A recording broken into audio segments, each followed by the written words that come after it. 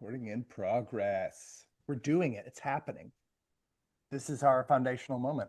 We were just talking offline or previous to recording about foundations and how, well, my speculation, I'll just throw my theory out there.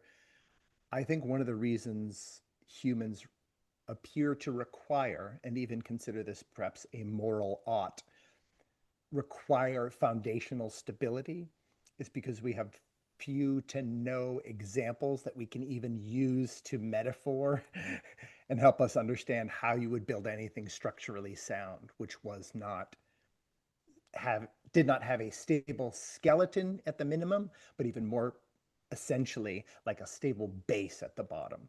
Like I think all people observed, if you put a TP up on sand, it seems to just and it falls down. But if you find rock or hard ground, hey, our structure stays up for a long time. And so it is, this conflicts both with my personality as a 98 in openness, and it conflicts with, I think, a lot of the symptoms I think we've witnessed of people not being able to socially congress is there's either divergent concepts of what that strong foundation is, or a vehement cohort that is like, we don't, that there is no such thing as a firm foundation. So you're deluding yourselves that somehow your ideas are as relevant as a concrete piece of slab rock. Yeah, well, and you mentioned trees, and that's Yeah. interesting to think about because obviously I thought about that a lot lately. I was like doing forest therapy a week ago, and then I just got back from California, and I got to twice hang out with some redwoods, and so these very Oh, so good. just strong. In fact, when I was doing the forest therapy, one of the exercises was like find an entity and just sort of hang out with it for 20 minutes, and Yeah.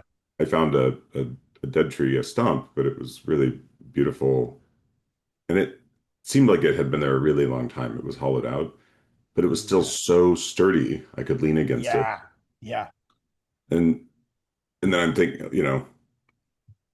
I think part of what we're connecting this with is the flexibility or inflexibility of human systems and Yeah. how we scale and what happens when we scale and how do we coordinate ourselves. And so thinking about a tree, it's like, okay, well, there are at the top, obviously, these branches and leaves, flipping around in the Yeah. wind. And well, why? Yeah. I'm like, well, why is it so hard for humans to deal with being the leaf, out on the edge? And Yeah. well, and then, when it's early in the season and it's healthy, it's like, okay, cool. All the leaves are pretty much on there, but it's also the riskiest position to be in, even for a tree.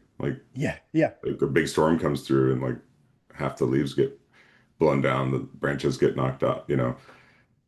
So that lends some credibility to this idea that humans crave the bigger the system. I think one of our hypotheses for today is like the Yeah. bigger the Yeah. system, the more we want to sort of build rigidity into it.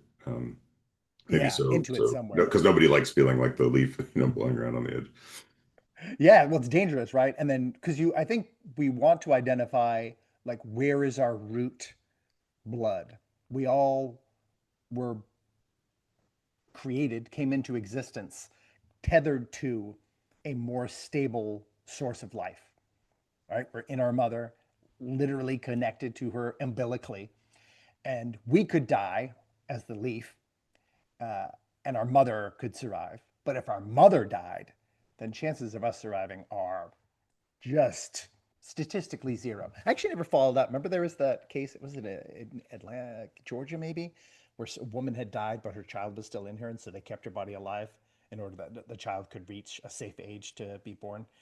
I actually meant to track that last night. I totally forgot to follow up. ADHD of the modern entity.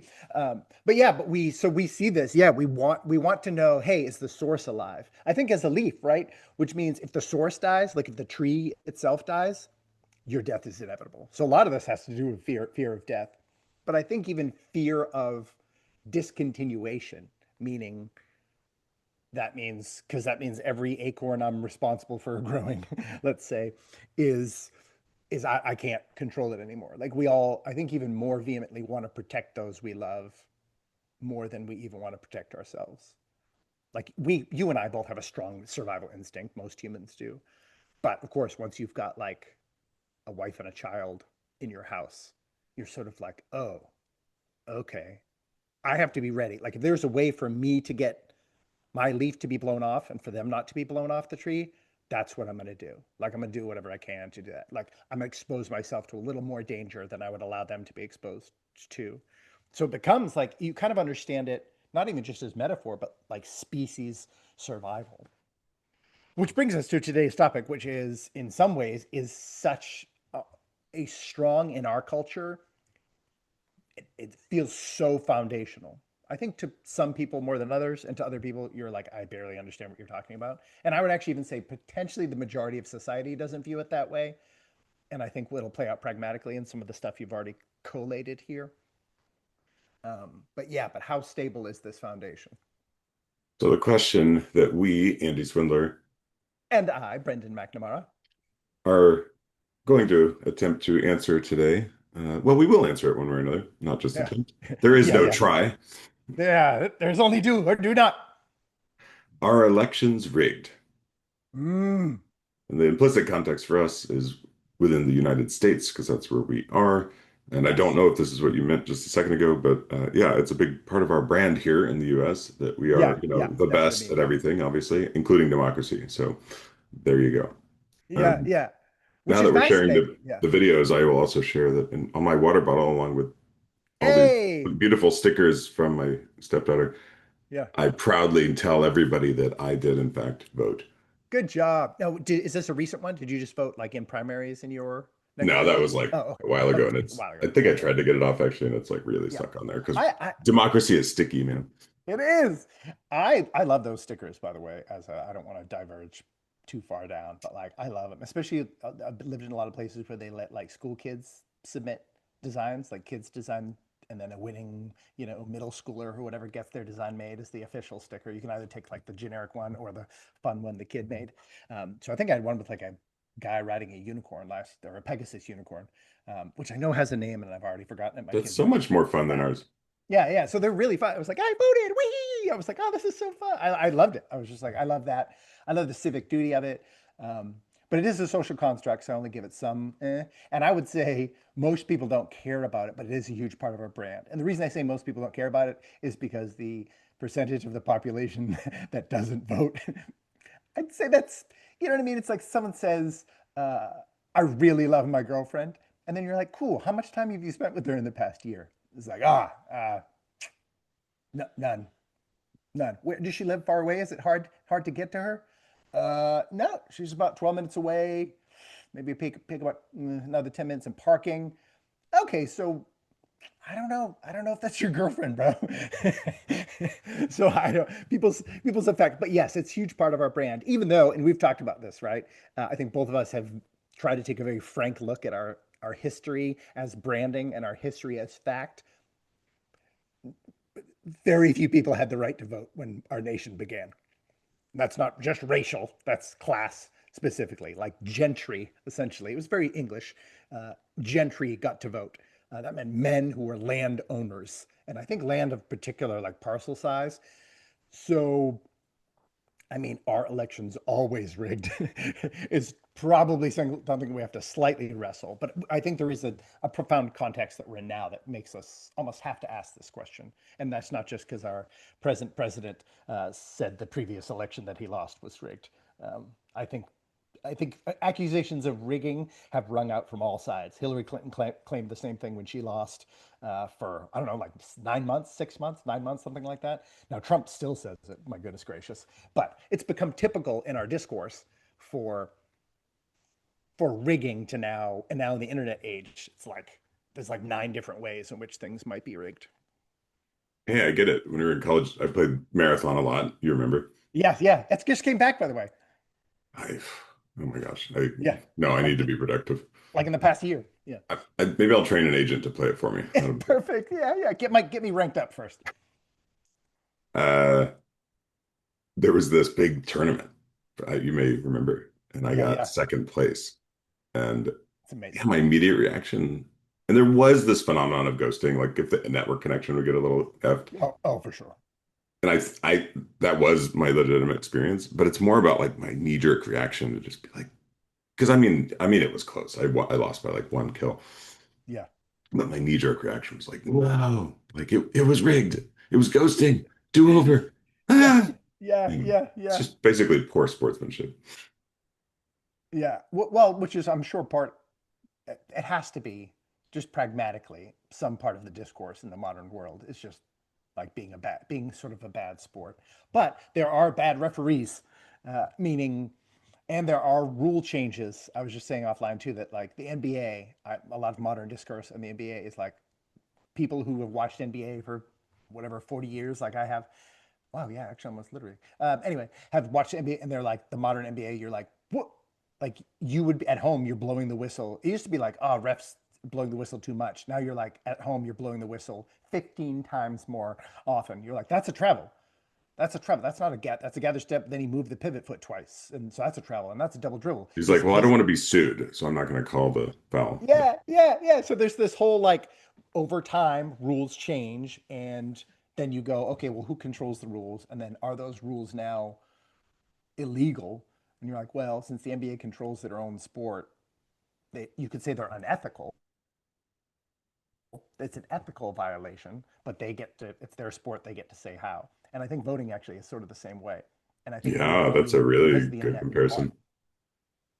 we've become aware that, oh, we don't control, we really don't control the rules of the game. No, we can protest, we can file formal protest, that sort of thing. I'm doing so in my local government in terms of classifying words semantically within law in ways that are disputed by coherent or majority use, that sort of thing. So we have systems by which you can now sort of attempt to right wrongs that you see, but we don't control how voting works, man. And I never have in my lifetime. Like I get the notice, I sign up for it the way they tell me I'm supposed to sign up for it, and I show up at one of the places they tell me I'm supposed to show up, and I fill out the form, and I turn it in, and I get my sticker. As long as I get my sticker. I think one time they ran out and it was oof, You're like, like, why did he even come here? yeah, no, that's why half the people didn't come back. They were like, I'm done. I'm Yeah, done. I'm finished here. I'm But finished that here. point about, I mean, I've lately tracked the percentage of people who vote uh, Yep. over the decades, and it's I don't know, hovers around 50% ish. Yeah. Yeah. And Way you more got to people think, do not. Yeah. do we even live in a democracy? I mean, first of all, we don't exactly because it's No. representative, and second of Yeah. all, if only half the people are voting, like, what are the chances that we're actually seeing anything remotely resembling consensus and what people want? Yeah, really. Well, it's another form. It's really, this is kind of the genius of the founders of the nation, though, which is not everyone cares and not everyone counts. Meaning, everyone has an opportunity to count. And I think having things like Voting Rights Act, which is like, because you're black, you can't vote, is probably one of the dumber things anyone's ever said. If you're poor, you can't vote. However, the genius element, which is actually has played itself out in the future to show how smart they were, this doesn't matter to everybody. Governance does not matter to everyone. This is just, again, how systems work. Meaning, every job anyone goes to, they have to just agree, I'm really not in charge here. Like, unless they're hired as the CEO and they can change direction.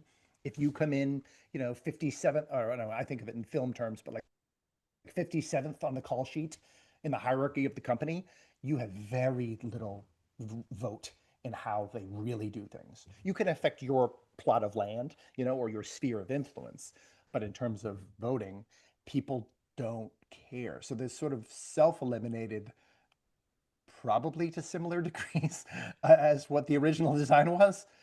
Well, And not so everybody's that's, qualified in the sense of actually yes, understanding what they're voting yes, for, and that's sometimes a conundrum for me. I sure, I'm guessing I do more research than the average person, which is kind of sad because I mean sometimes that's just the day of.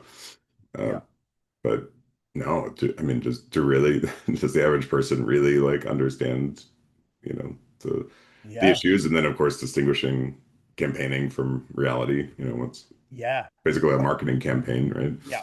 And the density of language, I would say, actually is like grossly limiting. I love flowery and dense language, so it's I don't mean to say I get it. I'm literally a word nerd, so for me, it's not that's not my issue. Um, but especially in California, more so than here, they would, which I loved about California, they would include like the fat, huge paragraph of like what this bill is declaring it is attempting to do, but it would almost require a propaganda campaign for both sides. You know, do this, don't do this, vote yes, vote no on bill, whatever 805. Then it would require propaganda in order to parse out what in the hell this super dense high legalese thing means. Like sometimes I would read to the end of it and I was like, wait a second, hold on, which one? Wait, so yes is a, affirming, I'm affirming this is true, or no is affirming this is true.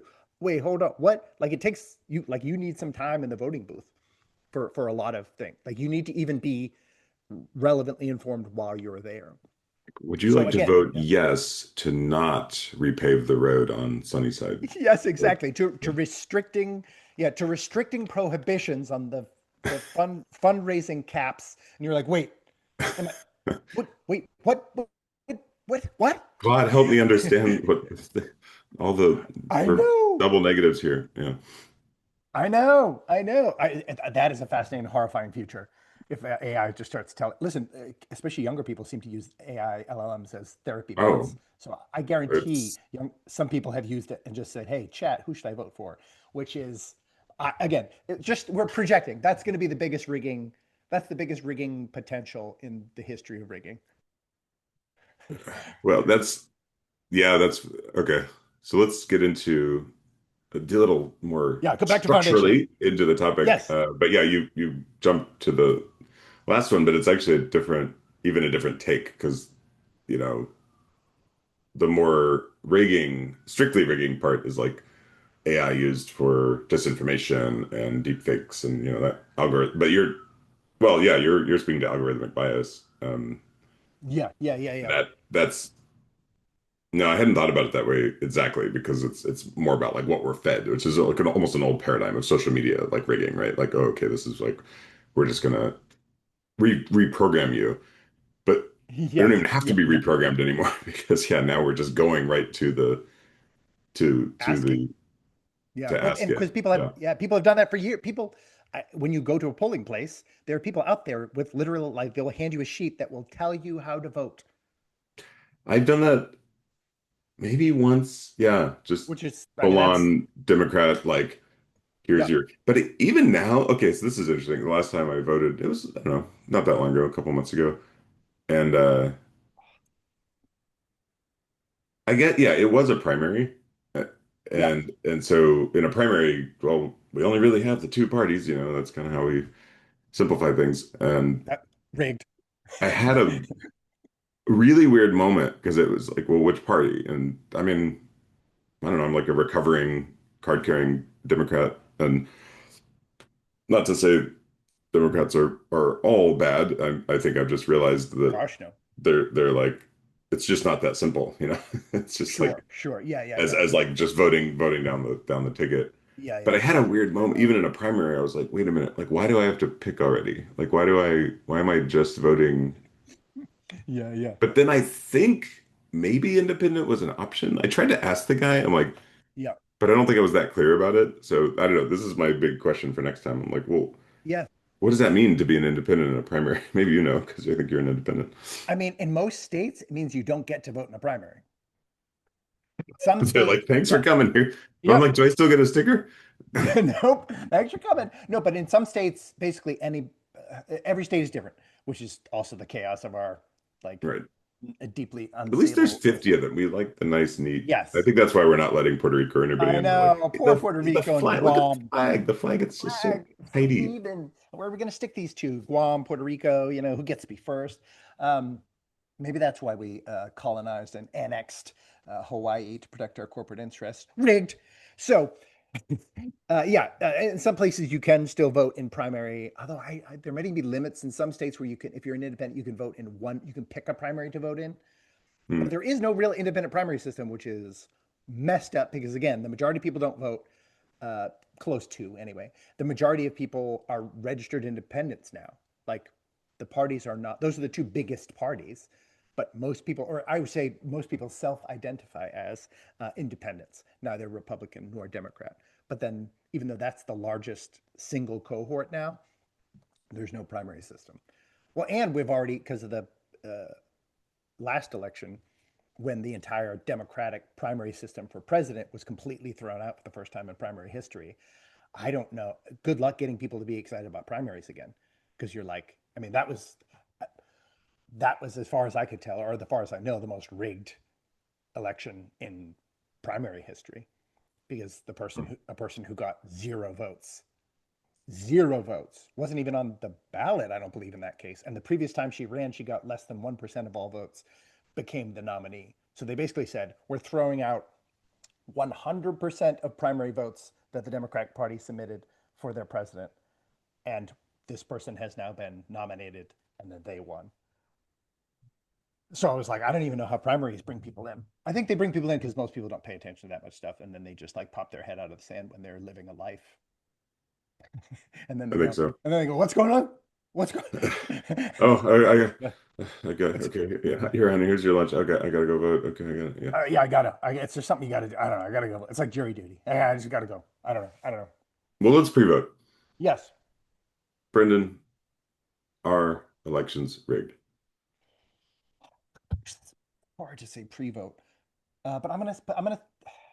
I don't feel great about this vote. You know what I mean? It's not supremely confident, but I'm doing a thumbs up. They are functionally rigged by most definitions of what rigged would be. But I think the problem is they're so flipping rigged, kind of the way they're intentionally rigged, that then calling them rigged is like, does it have to be specially rigged? You know what I mean? Like rigged Like is all language almost is social baked into the construct. definition of elections. Right? Kind of like, yeah, but are they rigged? I was like, pretty, yes. Rigging occurs consistently enough to some degree or another that I think I'm going to be a yes. Okay, I am also a yes, and yeah, Yay! maybe it's like rigged. I mean, we choose these intentionally oversimplified questions and these Yeah. inflammatory words because if you're not provocative, nobody will listen. And Yeah. uh, but Claude had nailed that actually because I've trained it to sort of Oh, yeah. understand how you and I approach things. It says Brendan will likely want to nail down what rigged means before any answer can be meaningful. Yeah. Two useful definitions to have ready. Well, number one, narrow and mechanical. Votes are Mm. literally miscounted or fabricated. Okay. Yeah. Yeah. Yeah. Number two, structural systemic.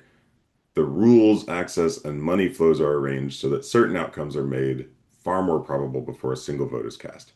I mean, I mean, as far as B goes, you and I would we close to 100% agree that that absolutely is occurring? And yes, in fact, what Yeah. you're suggesting and I'm agreeing with is like that's basically always been the way it was. Yeah.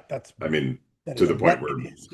huge, I don't know, millions of people like literally weren't even included Yeah. in the Literally legal most. Yeah. definition of voting, Yeah, most people, this is why people in tech about, like, women finally got the right to vote, men have had the right to vote since blah blah blah. And you're like, well, yes, the category of men, the subset of men category, the subset of the gender of males got to vote, but it's not like men got to vote much earlier. I think it's like within a generation or so of women getting the vote. Now, should women also get to vote? Absolutely. If they were landed gentry when this constitution was established, they should have been voting, um, even based on their own rules. You know what I mean?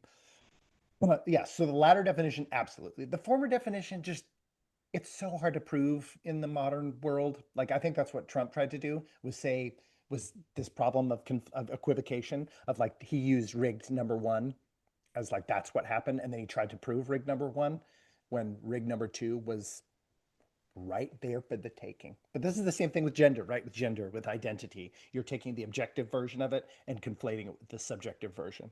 And so Trump acts the same way or whatever. So I think we had this weird. I think the second definition is a little more tenable because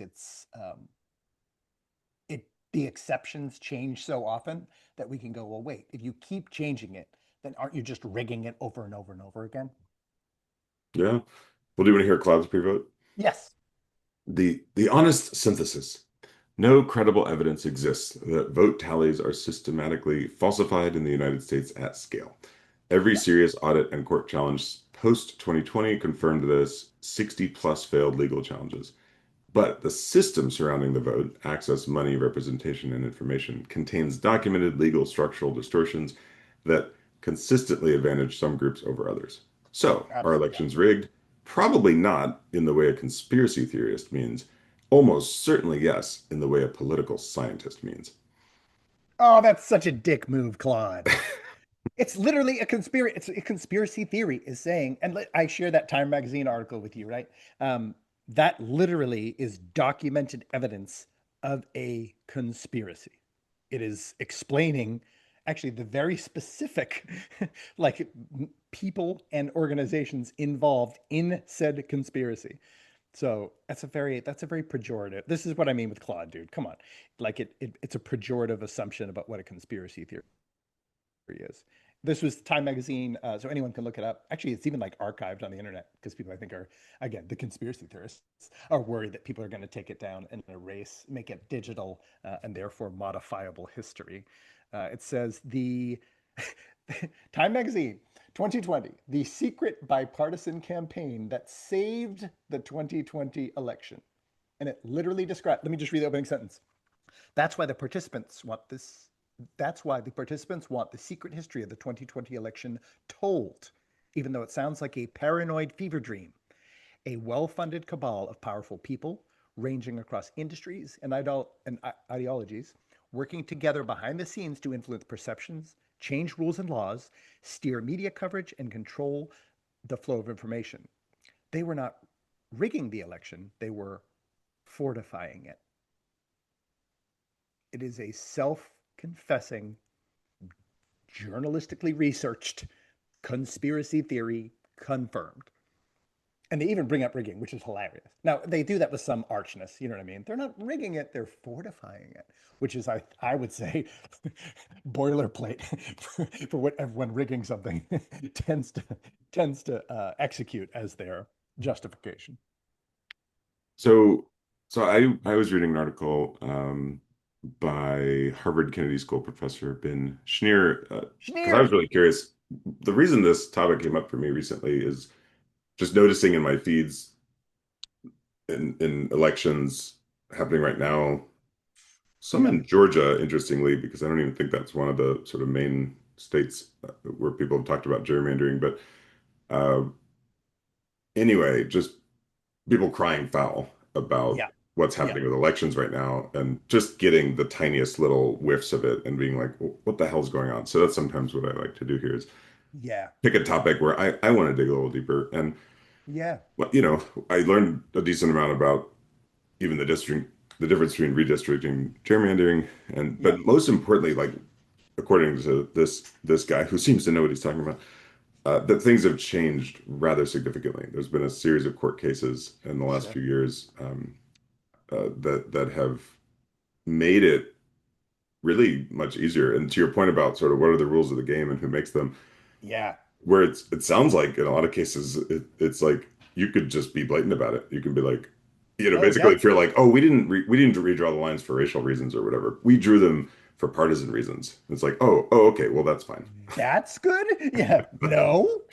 Yeah. Yeah. Well, that's the thing I think is fascinating. You're like they're relying on people with skin in the game to decide the rules of the game, which almost sounds fair, right? When you say actually when I said it that way, well, maybe that's fair-ish.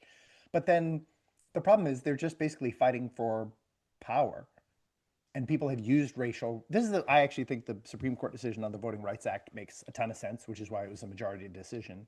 Um, and this is a court that has made majority decisions in all sorts of directions and pissed off all sorts of people. And so I mean, if nothing else, I respect that you're pissing off the same groups that you made happy last week.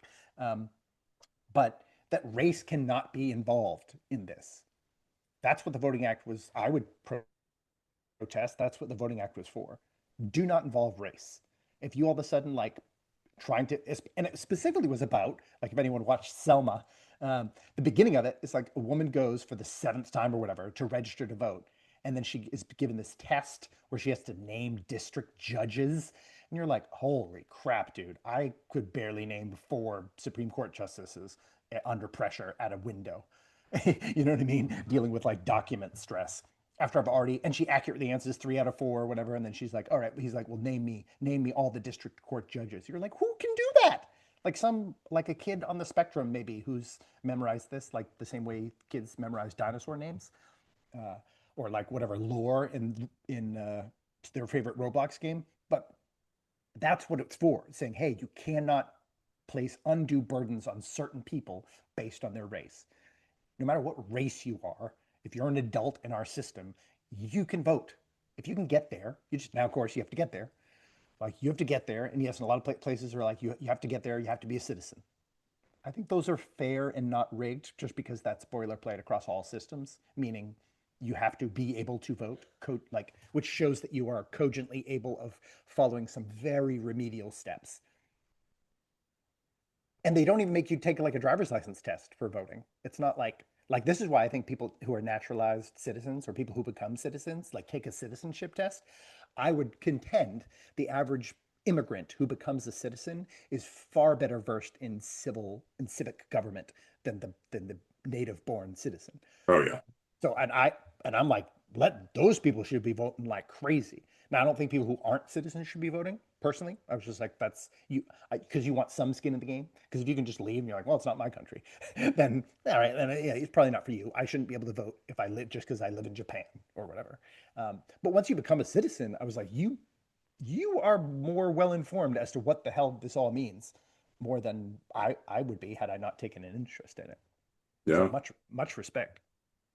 Well, and I'm glad it is making it through movies and places people will learn it because I didn't learn about Selma until I went there 2 years ago. Oh Really. wow, yeah, yeah, yeah. And I didn't, at least, and obviously that's a more visceral experience, but no, I don't, I just didn't, I don't remember learning that. If I did at some point in school, I forgot it.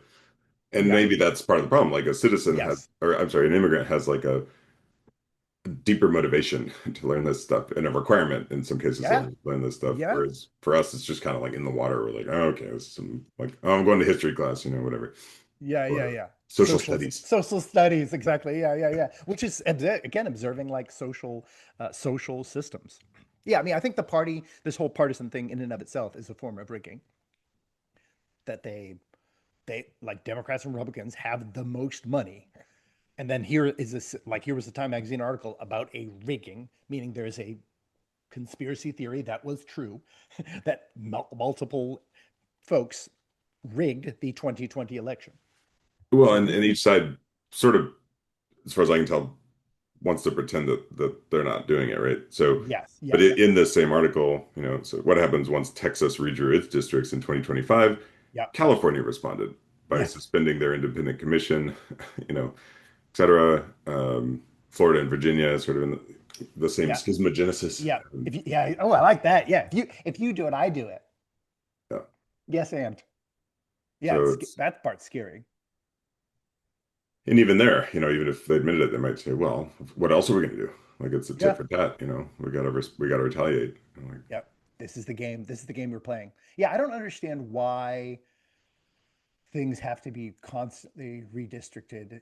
I think the problem is there has been both partisan and racial redistricting, meaning we're trying, and the impetus was, oh, we're trying to help here. We're trying to give, like, we live in a neighborhood that's predominantly black, so they're trying to be like, we need to keep this district tight so that blacks can be a majority in that district and have hopefully what will play out on a statewide level a proportional input pragmatically into the vote. I think the problem is I don't think anything other than the individual vote really is protected. So if you go into a black district, and this happened in history.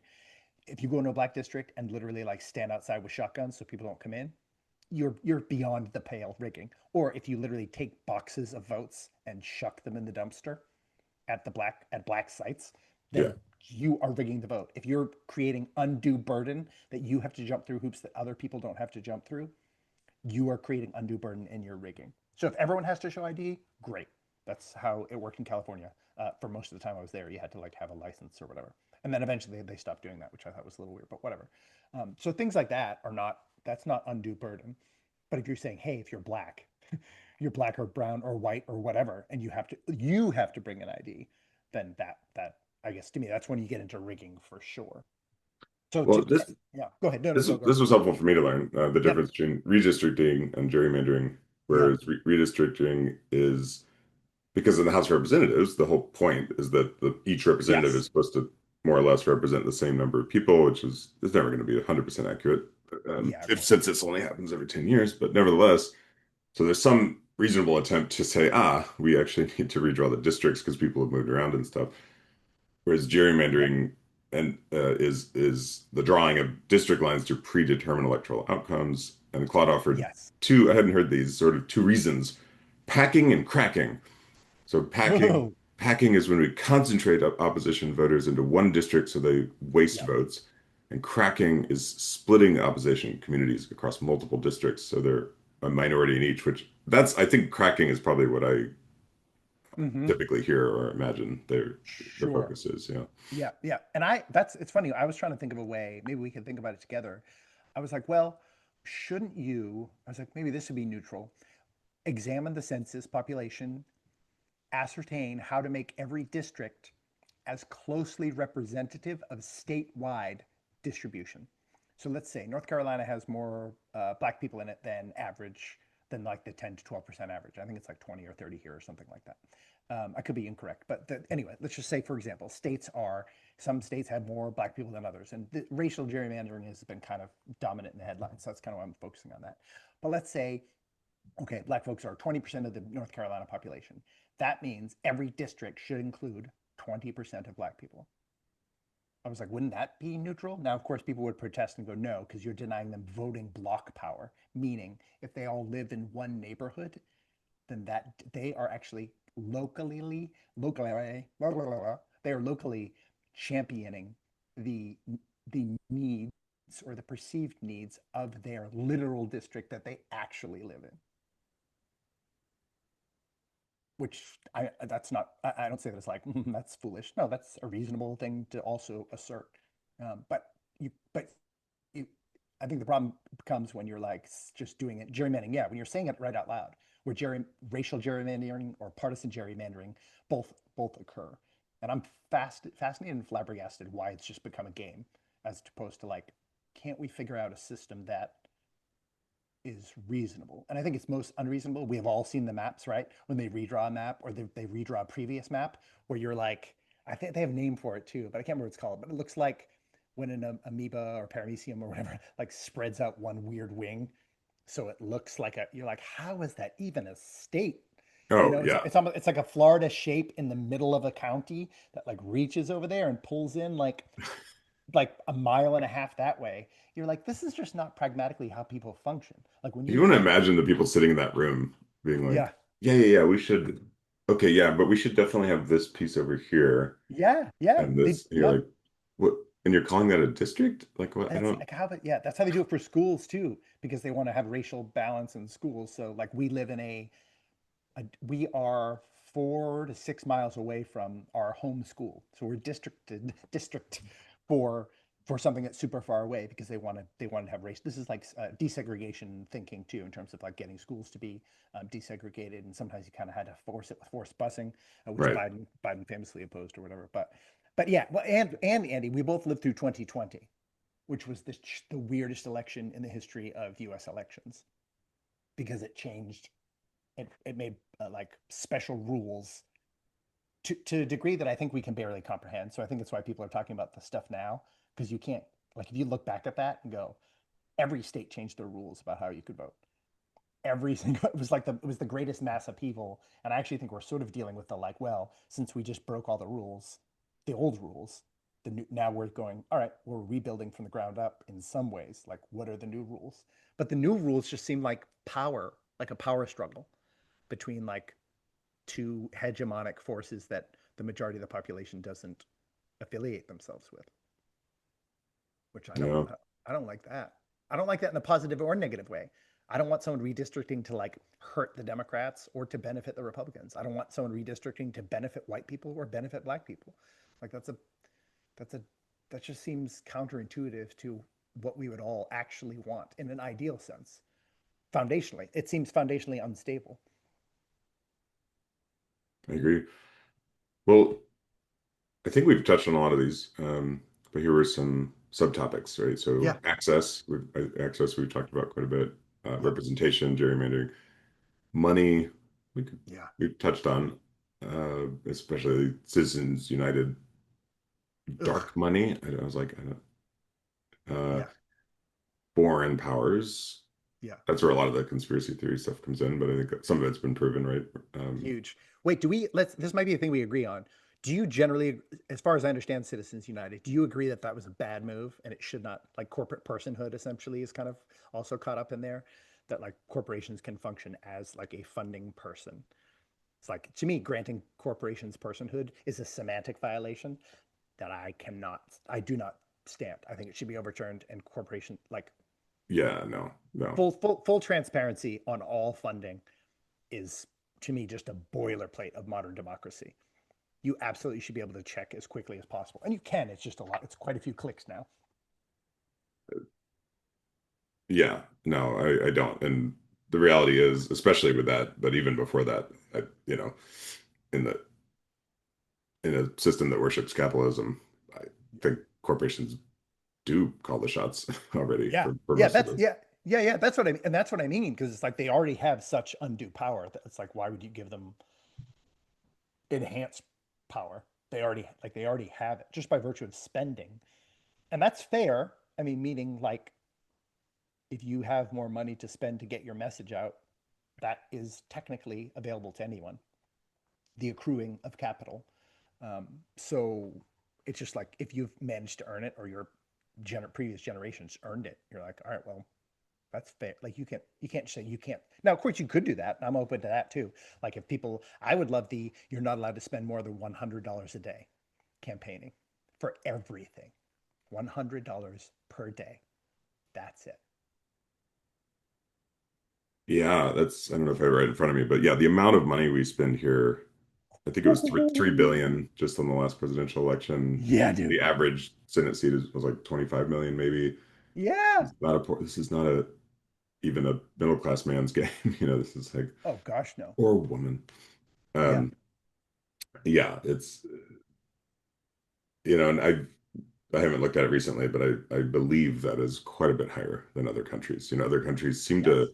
for here it's sport and it's Yeah. Oh, for entertainment, sure. Yeah. Yeah. and Yeah. so It's it pop kind of culture. Yeah. falls into that category Yeah. of expenditure, whereas in other places it's probably fits where it should, which is just like, well, it's just infrastructure, it's just politics, it's just we're gonna Yeah. do a little campaigning, we're gonna do a little voting, and try to make things a little better.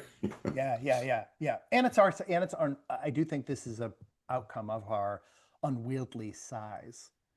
Like we ultimately have like 50 semi-coordinate trees planted in the ground, which is like, okay, well, if you wanted to build an Ewok village that could be stable, and I do want to live in Between an an oak Ewok and a village. willow.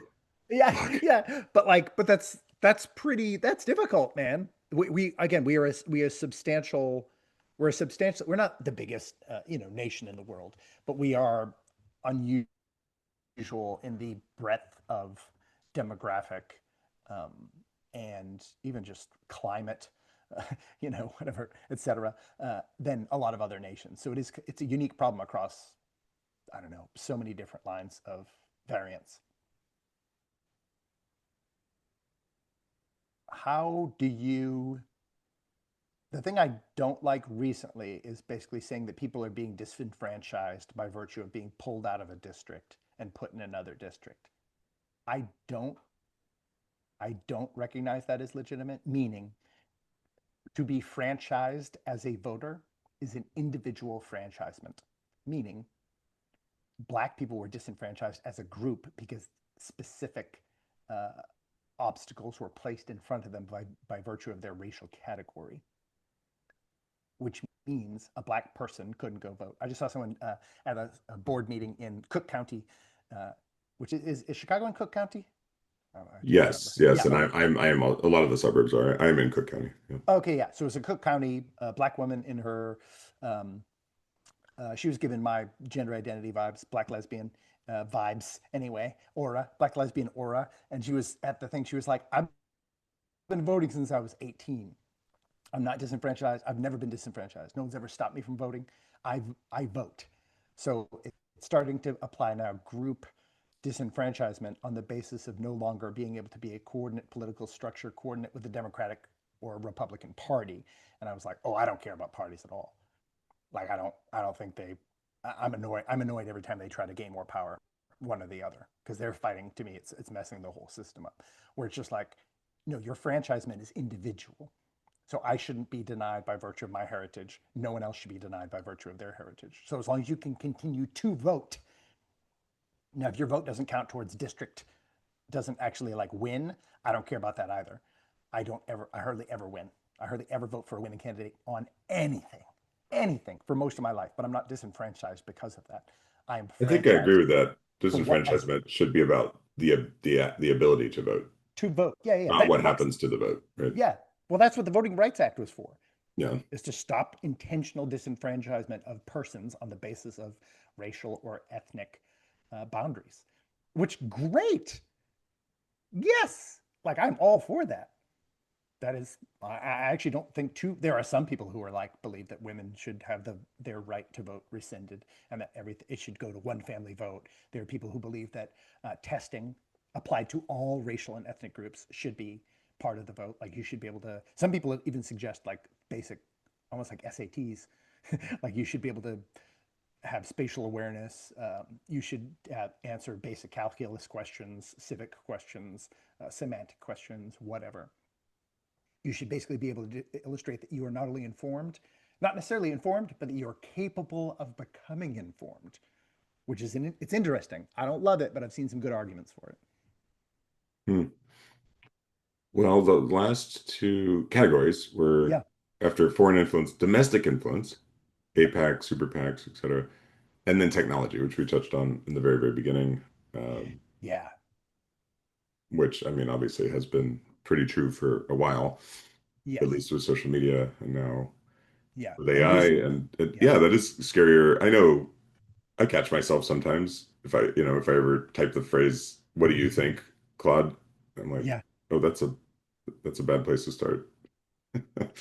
Well, I think as long as people consider every LLM as just a person in this way. I don't mean corporately. I don't mean in terms of classification. I just mean in terms of the same way you would regard the expression of any person you spoke to, corner store clerk, relative, whatever. The nice thing is you can go, anything they say, you can go, cool, send me a citation for that immediately. You can click on it and read it and see whether they're even, their proofs for argument are cogent, which is you don't have at the bodega or whatever. Although anyone can whip their phone out, but people don't have the patience for it necessarily. Yeah, but I haven't seen any evidence of people being specifically disenfranchised, meaning like immigrants, like people who are not citizens have not been disenfranchised because they were never franchised. So that's the idea of franchising those who have not been previously franchised. But to me, that's a boilerplate, like across all cultures, generally speaking.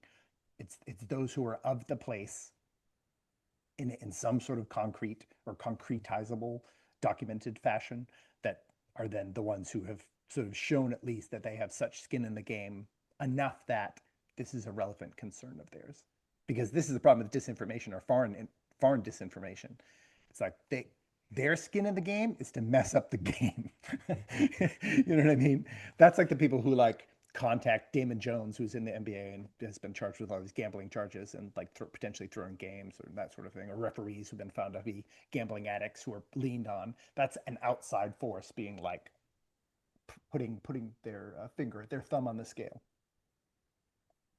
So would it be fair to say that what you're talking about is like guaranteeing the access to voting, but not protecting the value of that vote? Yeah, yeah. Well, because again, I don't really think individual votes are. This is the problem. Individual votes aren't especially valuable, especially in the electoral college system, or especially in any type of democratic republic system. Is Right. The like local votes are the more interesting, like because I yeah, could see, oh, I was one out of 30,000 or something. 30,000. Yeah, I mean, yeah, technically you could spend a month or two and figure out every single person who voted, So which it is sounds like we both agree that we live in, there's so many identities we can put on our system, but a Sure. plutocracy would be one. Like it's driven by corporate interests, big money. Yes. There's one person I know who's working his life's mission is to topple the plutocracy, and he's all Yeah. about trying to launch a meaningful third party. He's all about ranked choice voting. He's all about, there are these really interesting experiments happening. And in Yeah. fact, where I live here in Oak Park, there was ranked choice voting on one of the, I think, local elections, so Yeah. I I think that's a meaningful shift. It's just Yeah. I appreciate it. in that latter category, like, oh, because protecting the value of your vote is sort of a even my choice of the word protecting is a pretty strange construct, Sure. right? Sure. Sure. Um, but making it that I don't know, we just broadly use the word fairness. If it's like, is Yeah. there any more fair way to even count votes and Yeah. sort of Yeah. extract the consensus, extract the person that the most people really wanted. Yeah. Well, and that's the thing what you and I couldn't get in this episode because this is almost like figuring out the intractability of the of Israel and Palestine because you're like, what do you mean when you say like really want? Because how, as you've researched extensively too, in terms of neurology and semantic influence on emotional creation and all this sort of stuff, that like, what do you mean by really want? And so this is, and vote, like voting design almost cannot account for really. Basically, what I think should be allowed is if you meet whatever standards, meaning just like in our culture, we do 18, which is super arbitrary, but at 18 you get to vote because you can be drafted. Essentially, is the argument. But women can't be drafted at 18. So then, why do they get to vote at 18? You know what I mean? You run into a problem there immediately. Everyone gets to walk in and check whatever box they desire to do so on whatever basis. But I would say non-coercive, and that's where you get into the element of like, well, what is coercion? Like, for example, news aggregates are probably as problematic as social media because they generally have a partisan bent. Google News, Apple News, Yahoo News all have a documented, sometimes a 90 to 80% left or Democratic leaning output. So that means people absorbing headlines on a constant basis basically look at it like, oh my gosh, Republicans are destroying this country. And then someone who only absorbs Fox News is like, oh my gosh, Democrats are, destroying this country. So they go in. It's like, is it what they really want? If nothing else, it's just like it should be non-coercive. They should not be threatened. They should not be offered money. You know what I mean? You shouldn't be able to do for votes because they want to make the $100 that someone promised them if they did vote and took a picture of it to prove it, or that sort of thing. Because beyond that, I was like, how do you with AI? Maybe you can. This is the scary thing. This is how surveillance state occurs because AI is getting almost as good as humans in terms of gender recognition with AI technology, facial recognition. At this point, through micro expression recording, you could potentially figure out who is like weirdly nervous. Now, you wouldn't know why precisely, but you could record body temperature, rapid eye movement, whatever, tendency to squint or look nervously around before you vote. You know what I mean? All sorts of things to basically be like who is voting under some manner of duress. But do we engage that in order to solve the problem, which creates its own means of coercion? Yeah. It's a really hard problem to solve. Again, we talked about this beforehand too, is that like you've built things, you're building something now that has to scale. And so you really have to figure out, I'm assuming that architecture at foundation has to be as rock solid as you possibly can make it because you have to control for whatever, what was the things the things you don't know that you don't know, and the things that you don't know that you don't know. Or hey, the things that you don't know that you know. Like there's so much variance that has to be built on top of the structure that you're like, it's just like Legos, man. Your base is got to be real big if you're going to freestyle later. I love building Legos with kids because, like, yeah, they don't come at it from look, I'm not an engineer, but I played a Yep. lot of Lego, and my brother is an architect, so I learned how to make a solid spaceship. Because I'm the Yes. spaceman guy, I'm like, I get to Yeah. build a spaceship. Yeah. Um, Yeah. but it's It's amazing though, because there's also constriction there, right? There's also Yeah, like a lack of creativity because it's like, okay, I know how to do this yeah, the right way. yeah. Whereas kids are just like, well, I don't know, I'm going to stick this tree here and then I'm going to put a wheelbarrow on top of it because that's what I feel like. You're like, well, that's going to last about 5 seconds, especially with kittens around. But oh well, Yeah, it was yeah. cool Don't while it lasted. yeah. Don't sneeze. Well, and then to put it into Lego movie terms, they use the Scraggle, which is the super glue. So if you Right. super glue a really tight, small trunk, you can build a crazy tree that is impossible according to the laws of physics. This is where metaphysics come in, which is where progressivism comes in. If you can so tightly super glue people together on a radical, almost like faux moral imperative basis, the assumption is if you can build that stable enough, you can actually build on the thinnest of premises, but they're super glued together by metaphysical transcendent ideology. And they're like, well, then couldn't that work? Now, functionally, what that is a theocracy. So that's a theocracy to fight plutocracy or oligarchy, or in our case, almost like reverse fascism slash corporatism, where it's like corporate control of the state as opposed to state control of the corporate whatever world. So in some way, like this is people are trying all sorts of crazy solutions. Most of them are combative, I think, and othering, and I don't like those ones. Mostly Again, because humans seem to struggle to coordinate at scale. I think we yes, agree. almost desperately. I think. Listen, if you've tried to, I only have 4 people in my household, tax wise, uh, 2 children and 1 wife, and coordinating our efforts to, let's say, pick a place to eat lunch. That can take nine. Now, enjoy the process. That can take 90 minutes. You know what I mean? So you're like, oh, let's coordinate 300 million people. Remember our movie voting system? Yes, I love it. Pick 5. Everyone gets a chance to eliminate. No, no, no. You get down to 1. If you don't like it, round 2, baby. It's the elimination psychology is fascinating because Yeah. to eliminate something, it has to also kind of be important. Yeah. So Yep. what would sometimes happen is you'd get to that last one, and everybody would be like, "Why the fuck didn't anybody eliminate this?" Yes. Yeah. Yeah. Yeah. Like Why did? Yeah. Let's watch Fifth Element again. Fifth Element is the stable infrastructure for our civilization. Yeah. Yeah. Yeah. With my dad, it was Fifth Element or Galaxy Quest. But no, I know it. Listen, this seems silly or like a divergence, but it's really not because it's just like I'm sure you've had to build this building choice architecture, like building. And actually, look at your brother as well and your his wife building a role playing game, right? Those guys are adamant RPG like nerds, deep nerds. And so, in order to Hardcore. do that, yeah, you have to build an architecture, a structural architecture of choice. Video games are built on the same thing. Human interaction is built on the same thing. You do have to limit choice while offering a variety of choice. It's Oh, not I'm meant. actually certified in something called the collaborative operating system, and it's Oh, fantastic. literally an entire infrastructure designed for this. Yeah. And So it has to be there has to be some rules, like we require boundaries, or things don't cannot function. it's funny in that system when I was learning it though. The whole idea is that you basically like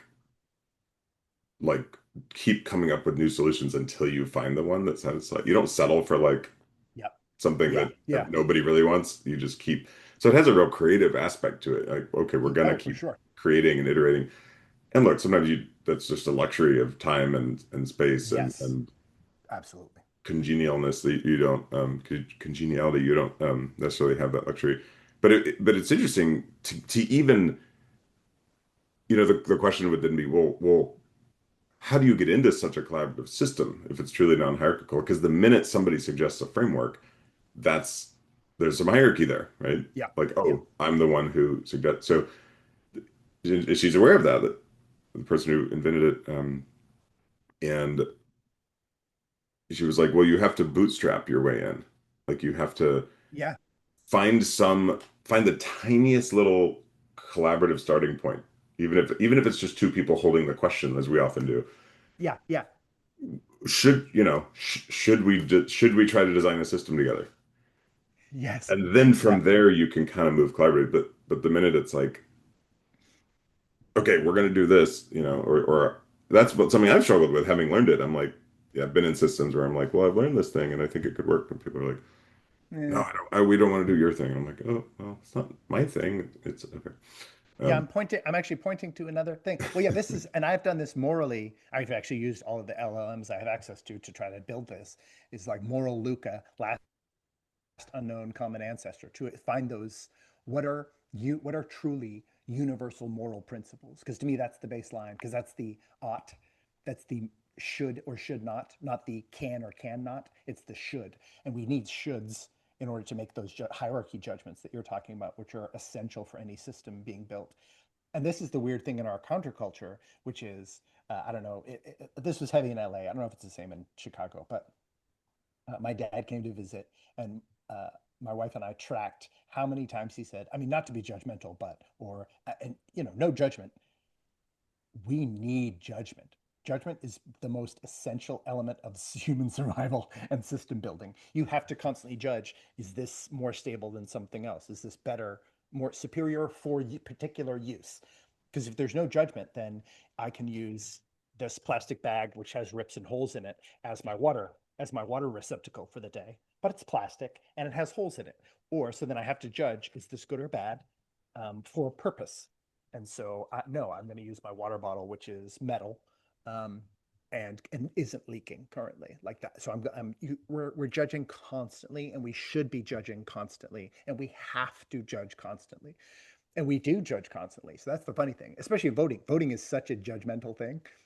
It's like declaring your judgment and entering your judgment into official record. So I think for some people, I actually wonder if that's why many people might avoid it in the modern context.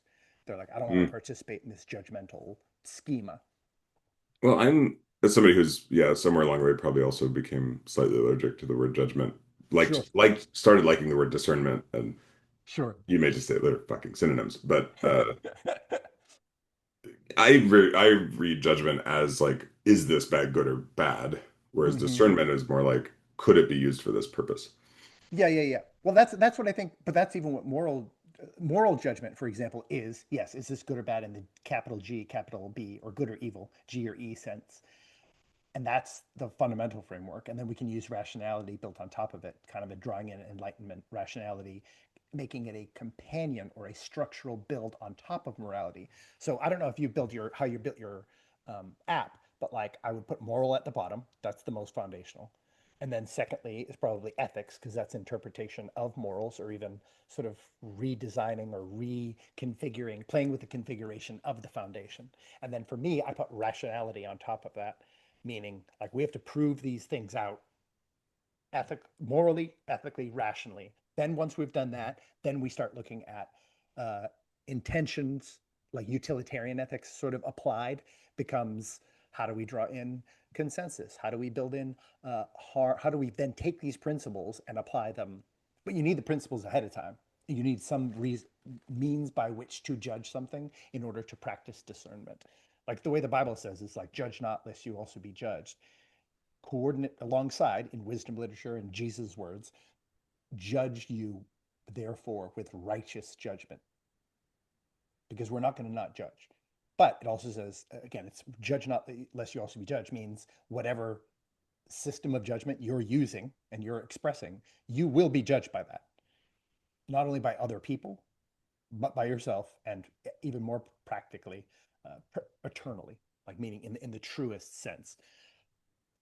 So that's, I mean, that's a lot of layers just to get to, you have to discern a whole bunch of things just to get to discernment. And that this is why I think one of the reasons voting is so crazy right now is we are in a battle over what is real and not real. So then we're actually even arguing about discernment as to existence slash non-existence. And voting is maybe one of our most cherished, besides money, social constructs, which is why people flipped out about January 6th. They were like, you're attacking. I was like, nothing would change. Let's say they got in there and they killed every senator and congressperson. We still have the votes tallied, y'all. It wasn't like they burned the only copy of the blackmail tape. Like, voting would still occur. It would be delayed. It was delayed by a few hours.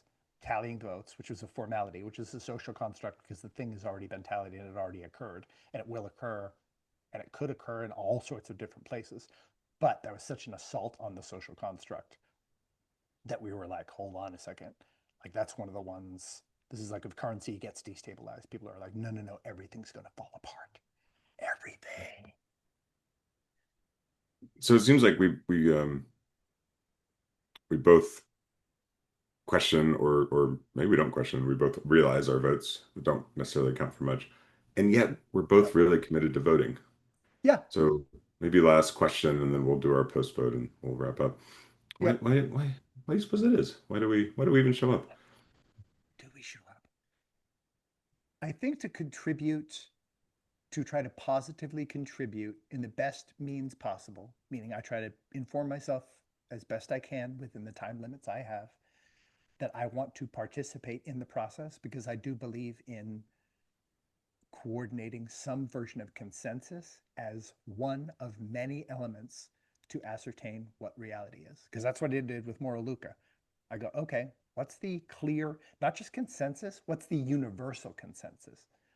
So, like truthful speech to obligated parties is the quick one of like basically, thou shalt not lie, but extracted not just from the Christian tradition or the Judaic or Islamic tradition or Mormon or whatever, but all traditions have some form of this encoded in their musts.